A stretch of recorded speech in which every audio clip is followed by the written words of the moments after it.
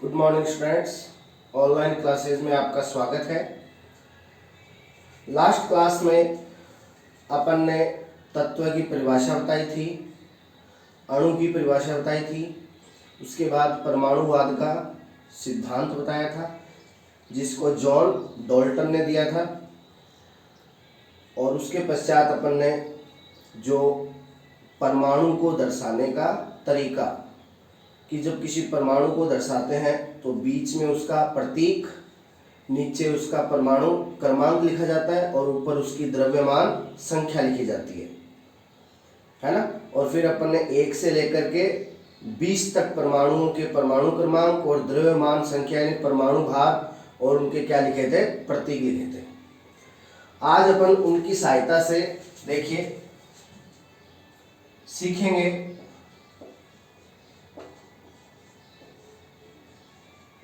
परमाणु में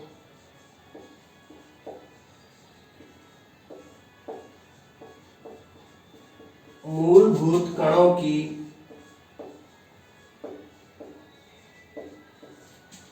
संख्या निकालना।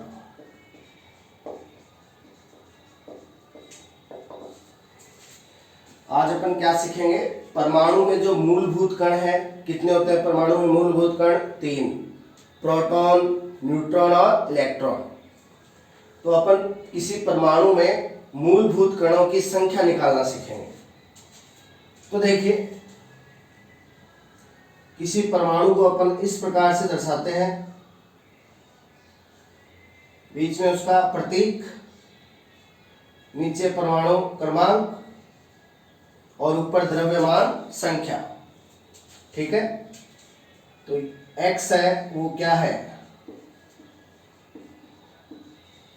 परमाणु क्रमांक, a क्या है, द्रव्यमान संख्या, और b है वो होगा किसी परमाणु का प्रतीक।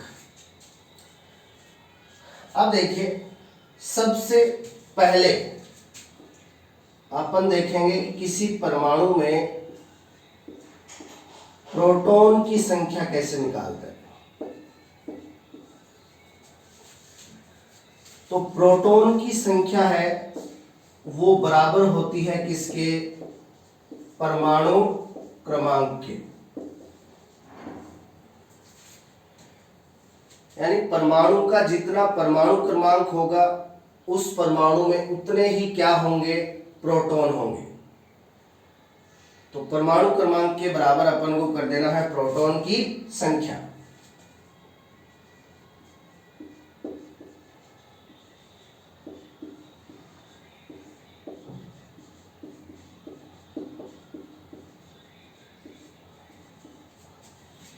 इलेक्ट्रॉन की संख्या है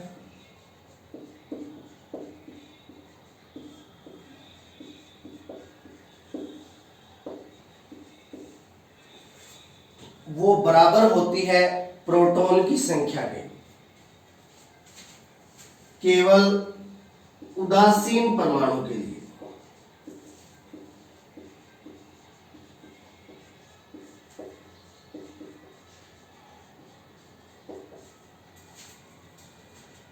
तो इलेक्ट्रॉन की संख्या बराबर होगी किसके, प्रोटॉन की संख्या के।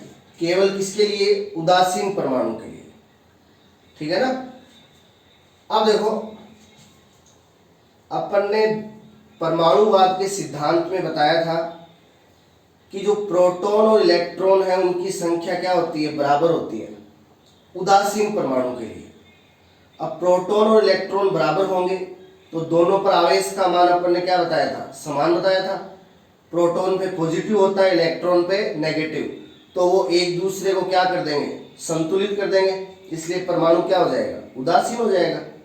तो उदासीन परमाणु के लिए जितने प्रोटॉन होंगे उतने ही क्या होंगे, इलेक्ट्रॉन होंगे।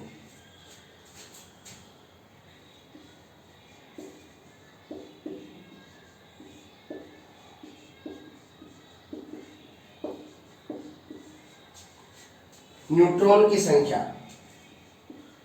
अब न्यूट्रॉन की संख्या कैसे निकाली जाती है, न्यूट्रॉन की संख्या के लिए द्रव्यमान संख्या में से माइनस कर देते हैं परमाणु क्रमांक को। तो न्यूट्रॉन की संख्या के लिए द्रव्यमान संख्या में से किसको घटा देंगे? परमाणु क्रमांक को। यानी ये जो ऊपर वाली द्रव्यमान संख्या है उसमें से माइनस कर देंगे नीचे वाले परमाणु क्रमांक को। किसके लिए? न्यूट्रॉन की संख्या निकालने के लिए। तो इस प्रकार से आप परमाणु के जो तीनों मूलभूत कण हैं, प्रोटॉन, इलेक्ट्रॉन और न्यूट्रॉन, उनकी संख्या है वो निकाल सकते हो।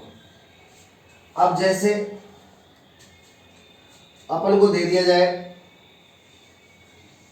कार्बन 6 12, ठीक है, और अपन को पूछ लिया जाए इसमें प्रोटॉन, न्यूट्रॉन और इलेक्ट्रॉन की संख्या निकालिए। P प्लस प्रोटॉन,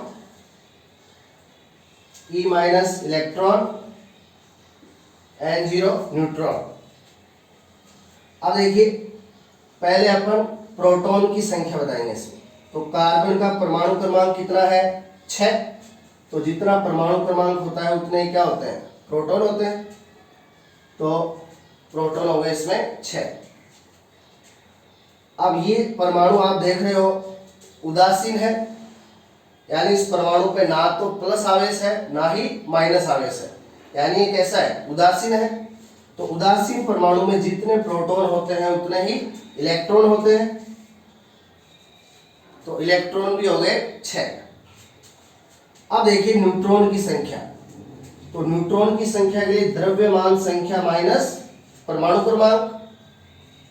अब देखिए ऊपर वाली संख्या द्रव्यमान संख्या है 12 और नीचे वाली परमाणु क्रमांक 6। तो 12 माइनस 6, तो न्यूट्रॉन की संख्या हो गई 6। तो कार्बन 6 12 में प्रोटॉन भी 6 होते हैं, इलेक्ट्रॉन भी 6 होते हैं, न्यूट्रॉन भी 6 होते हैं।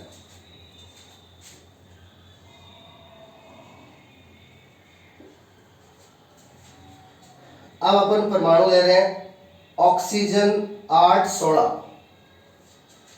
अब परमाणु क्रमांक 8 होता है ऑक्सीजन का, तो प्रोटॉन की संख्या 8। उदासीन परमाणु है ऑक्सीजन का, तो जितने प्रोटॉन उतने ही इलेक्ट्रॉन। न्यूट्रॉन द्रव्यमान संख्या 16, परमाणु क्रमांक 8। 16 माइनस 8, न्यूट्रॉन आ गए 8। ठीक है।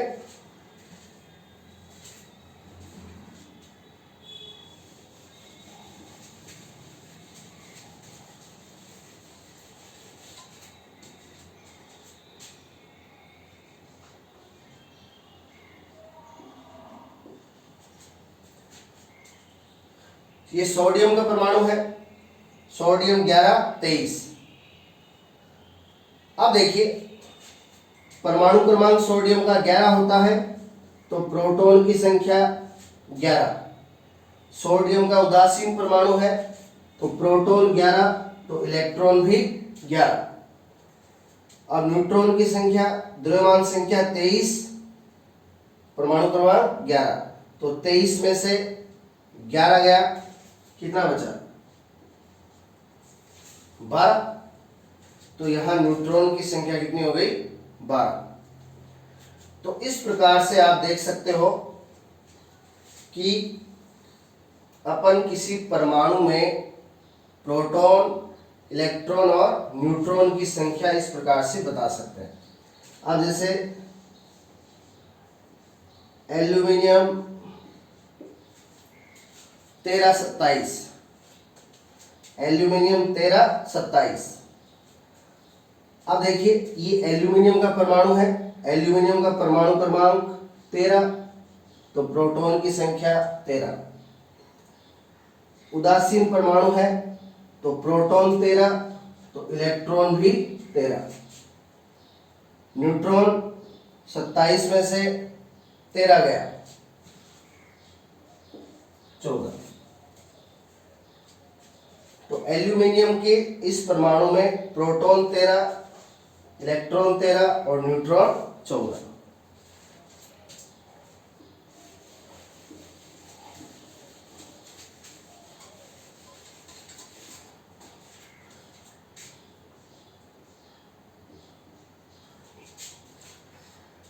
अभी अपन ने लिया था कार्बन 6 12। अब ये कार्बन का समस्थानिक है कार्बन 6 14। कार्बन के इस रूप का उपयोग कैंसर के उपचार में होता है, ठीक है ना। और कार्बन डेंटिंग पद्धति में भी इसका उपयोग किया जाता है, ठीक है। अब देखिए कार्बन 6 14, मेनली ध्यान में रखना है कि इस कार्बन के इस समस्थानिक का उपयोग कार्बन डेंटिंग पद्धति में होता है। और कार्बन डेंटिंग पद्धति क्या काम आती है? जीवाश्मों की आयु ज्ञात करने के लिए। अपन आगे टॉपिक पढ़ेंगे समस्थानिक, उसमें करेंगे। तो इसका परमाणु क्रमांक, कार्बन का परमाणु क्रमांक 6, तो प्रोटॉन की संख्या 6। उदासीन परमाणु है, प्रोटॉन 6 तो इलेक्ट्रॉन भी 6। अब देखिए द्रव्यमान संख्या 14, परमाणु क्रमांक 6, तो न्यूट्रॉन के लिए 14 - 6, तो ये हो गया 8। तो कार्बन के इस परमाणु में प्रोटॉन 6, इलेक्ट्रॉन 6, न्यूट्रॉन 8। जबकि कार्बन 6 12 में प्रोटॉन भी 6 थे, इलेक्ट्रॉन भी 6 थे, न्यूट्रॉन भी 6 थे। यहाँ प्रोटॉन और इलेक्ट्रॉन तो सेम है, लेकिन न्यूट्रॉन है वो कितने हो गए? 8 हो गए। जबकि कार्बन 6 12 में न्यूट्रॉन कितने थे? 6 थे।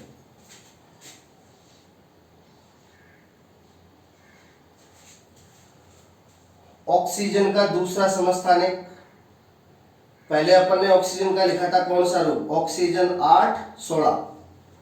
ये है ऑक्सीजन 8 18, ठीक है।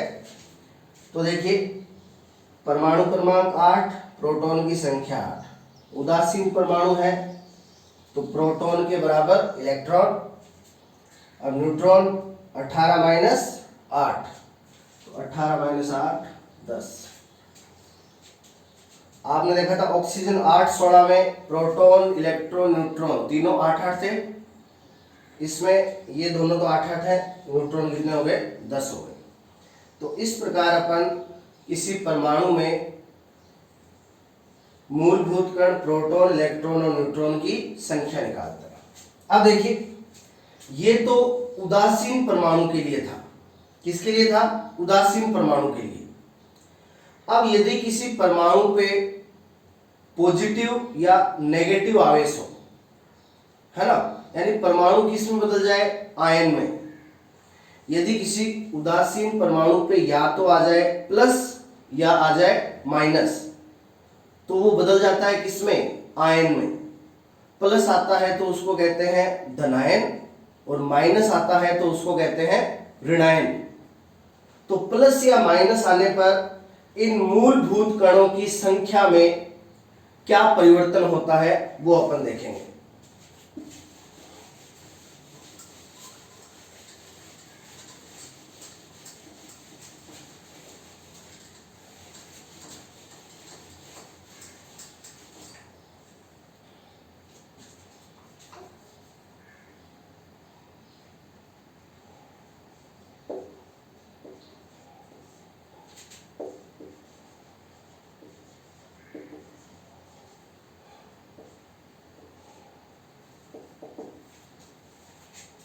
अब देखिए मूलक, मूलक क्या होता है? देखिए परमाणु या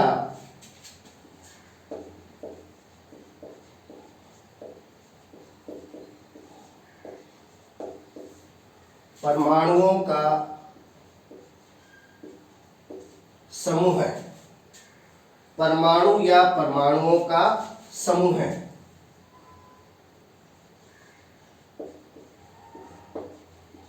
जिस पर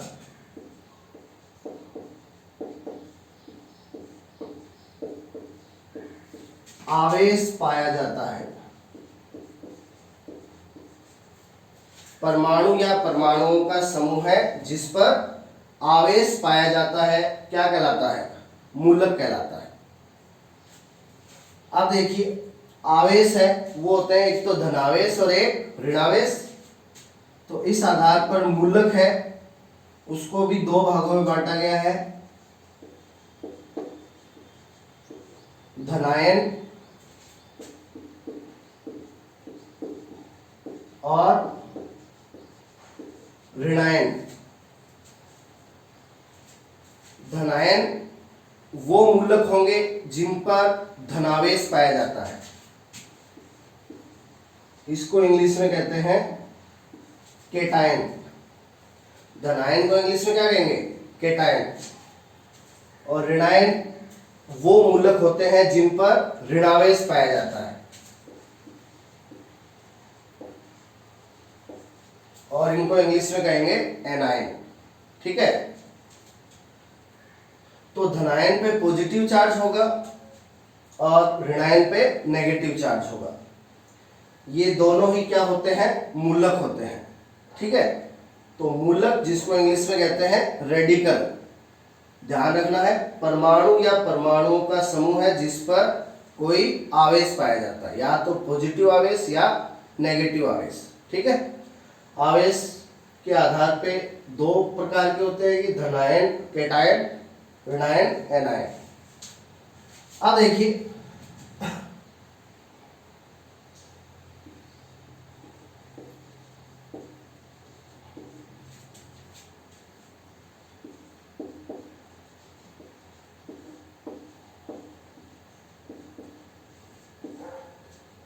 अब ये जो मूलक हैं धनायन और ऋणायन, इनका निर्माण कैसे होता है?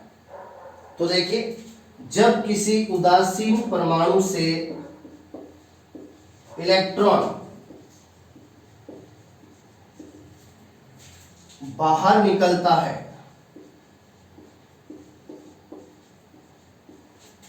तो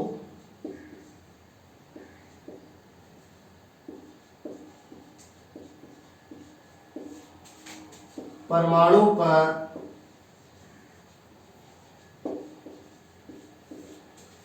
धनावेश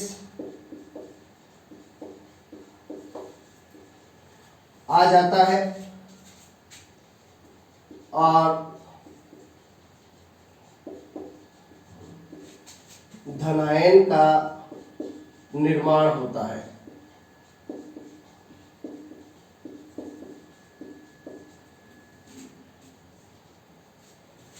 तो धनायन का निर्माण किस प्रकार होता है? जब किसी उदासीन परमाणु से इलेक्ट्रॉन बाहर चला जाता है, यानी इलेक्ट्रॉन परमाणु से बाहर जाएगा तो उस परमाणु पे क्या आ जाएगा?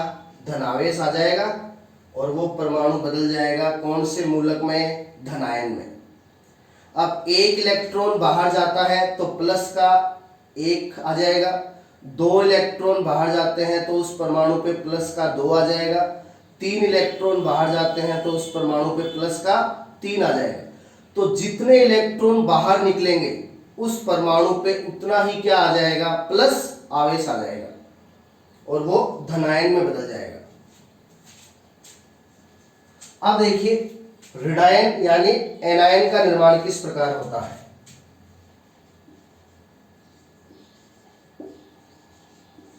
जब किसी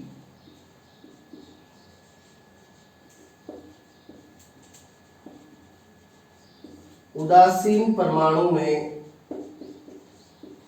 इलेक्ट्रॉन प्रवेश करते हैं तो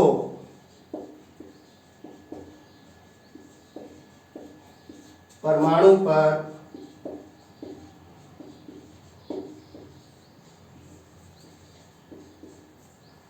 ऋणावेश आ जाता है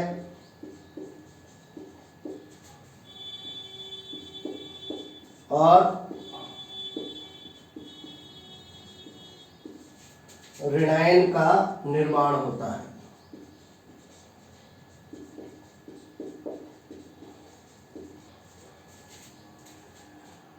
तो ऋणायन का निर्माण कैसे होगा? जब किसी उदासीन परमाणु में इलेक्ट्रॉन प्रवेश करते हैं।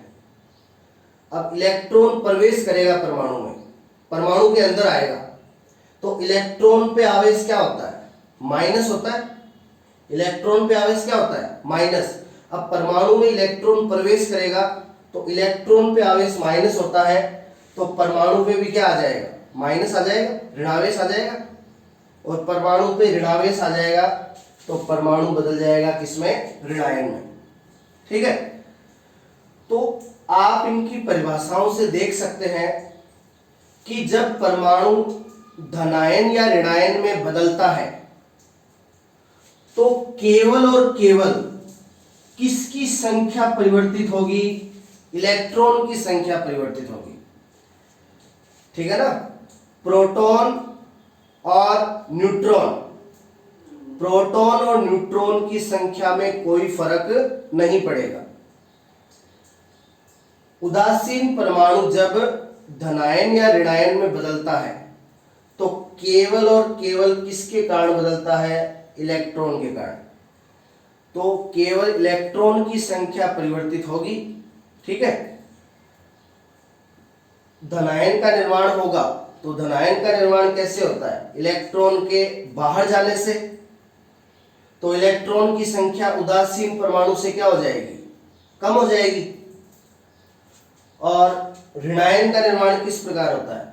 इलेक्ट्रॉन के प्रवेश करने से, है ना? तो वहां पे इलेक्ट्रॉन है वो उदासीन परमाणु की तुलना में बढ़ जाएंगे। अब धनायन पर जितना धनावेश होगा उतने ही इलेक्ट्रॉन कम कर दो उदासीन परमाणु से, और ऋणायन पर जितना ऋणावेश होगा उतने ही इलेक्ट्रॉन बढ़ा दो उदासीन परमाणु से, है ना? तो धनायन और ऋणायन का निर्माण होता है तो केवल इलेक्ट्रॉन की संख्या क्या होती है? परिवर्तित होती है। धनायन और ऋणायन का निर्माण केवल किसके कारण होता है? इलेक्ट्रॉन का। धनायन का निर्माण इलेक्ट्रॉन के बाहर जाने से और ऋणायन का निर्माण इलेक्ट्रॉन के प्रवेश करने से। अब देखिए,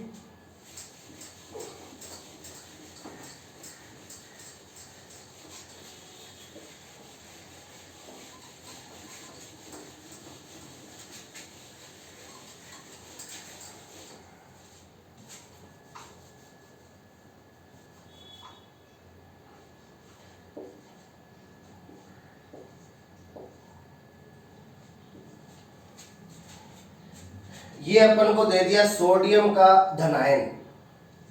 सोडियम पे प्लस का कितना है? एक आवेश दे रखा है ना? सोडियम पे प्लस का कितना होता है? एक। अब ये सोडियम का क्या है? धनायन है। अब अपन इस पे निकालेंगे प्रोटॉन, इलेक्ट्रॉन और न्यूट्रॉन की संख्या।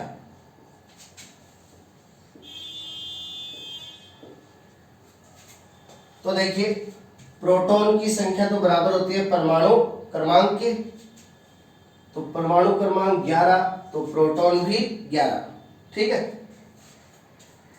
अब सोडियम के उदासीन परमाणु में इलेक्ट्रॉन भी कितने थे? 11, प्रोटॉन के बराबर। लेकिन यहां पे प्लस का कितना है? 1। अब प्लस कब आता है? जब परमाणु से इलेक्ट्रॉन बाहर चला जाता है। यानी इसके उदासीन परमाणु में इलेक्ट्रॉन कितने थे? 11। अब प्लस का 1 आ गया, मतलब एक इलेक्ट्रॉन क्या चला गया? बाहर चला गया। तो अब यहां पे इलेक्ट्रॉन कितने बचे? 10। ठीक है, और न्यूट्रॉन 23 में से 11 घटा दो, द्रव्यमान संख्या में से परमाणु क्रमांक घटा दो, न्यूट्रॉन आ जाएंगे 12। तो आप देख सकते हो सोडियम का अभी उदासीन परमाणु लिखा था अपन ने, उसमें कण बताए थे, और ये इसका धनायन है। केवल और केवल किसकी संख्या परिवर्तित होती है? इलेक्ट्रॉन की संख्या। ना तो प्रोटॉन की संख्या पे इफेक्ट होता है, ना ही न्यूट्रॉन की संख्या पे।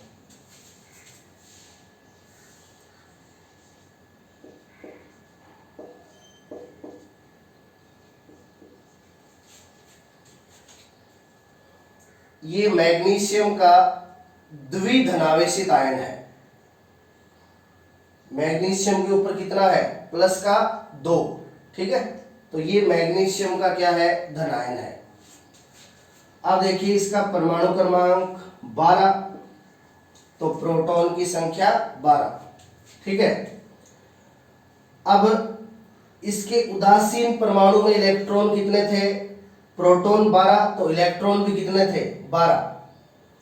अब यहां पे प्लस का 2 आ गया। अब प्लस कब आता है, जब इलेक्ट्रॉन बाहर जाते हैं। अब प्लस का 2 मतलब कितने इलेक्ट्रॉन बाहर चले गए, 2 इलेक्ट्रॉन बाहर चले गए। तो पहले 12 थे, 2 बाहर चले गए, अब इलेक्ट्रॉन कितने बचे, 10, है ना। न्यूट्रॉन की संख्या 24 माइनस 12, 12, ठीक है। एल्यूमिनियम 13, 27, और ये एल्यूमिनियम का त्रिधनावेशित आयन है। एल्यूमिनियम के धनायन पे प्लस का कितना होता है, 3 होता है। अब देखिए परमाणु क्रमांक 13, तो प्रोटॉन की संख्या भी 13, ठीक है। अब एल्यूमिनियम के उदासीन परमाणु में प्रोटॉन 13, तो इलेक्ट्रॉन भी कितने थे, 13। अब यहाँ पे प्लस का 3 है, मतलब 3 इलेक्ट्रॉन क्या चले गए, बाहर चले गए। तो पहले 13 थे, 3 बाहर चले गए, तो अब 10, है ना। और न्यूट्रॉन 27 माइनस 13, न्यूट्रॉन हो गए 14, ठीक है। तो आप देख सकते हो कि जब परमाणु धनायन या ऋणायन में बदलता है तो केवल इलेक्ट्रॉन की संख्या परिवर्तित होती है। तो ये तो धनायन हो गए। अब अपन लेते हैं ऋणायन।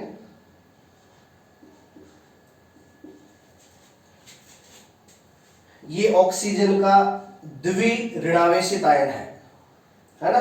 ऑक्सीजन का क्या है, द्विऋणावेशित आयन। यहाँ पे कितना है, माइनस का 2। अब प्रोटॉन की संख्या, परमाणु क्रमांक 8, तो प्रोटॉन भी 8। अब ऑक्सीजन के उदासीन परमाणु में प्रोटॉन 8, तो इलेक्ट्रॉन भी कितने थे, 8 थे। लेकिन यहाँ पे क्या है, माइनस का 2। अब माइनस कब आता है, जब इलेक्ट्रॉन परमाणु में प्रवेश करता है। अब -2 मतलब कितने इलेक्ट्रॉन प्रवेश कर गए, 2। अब उदासीन परमाणु में इलेक्ट्रॉन थे 8, 2 और आ गए, 8 और 2 10, 10 हो गए इसमें इलेक्ट्रॉन। और न्यूट्रॉन 16 माइनस 8, न्यूट्रॉन हो गए 8, है ना। अब देखो आप इन सभी आयनों में देख सकते हो कि इन सभी में इलेक्ट्रॉन की संख्या क्या है, समान है। इन सभी आयनों में इलेक्ट्रॉन की संख्या क्या है, समान, 10 10 10 10, है ना। तो आप इनको सम इलेक्ट्रॉनिक कह सकते हो। आप इनको क्या कह सकते हो, सम इलेक्ट्रॉनिक, है ना। इस सीरीज में आप एक और जोड़ सकते हो,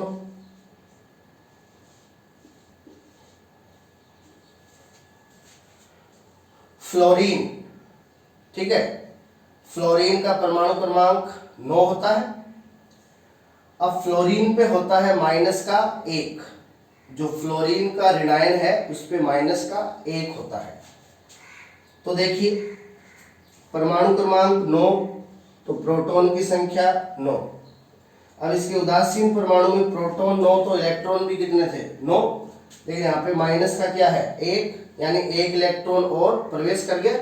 तो इलेक्ट्रॉन हो गए 9 और 1 10, न्यूट्रॉन 18 माइनस 9, ठीक है। तो इसमें भी इलेक्ट्रॉन की संख्या 10, है ना। तो इन पांचों को आप क्या कह सकते हो, सम इलेक्ट्रॉनिक। क्यों, क्योंकि इन सभी में इलेक्ट्रॉन की संख्या क्या है, समान है।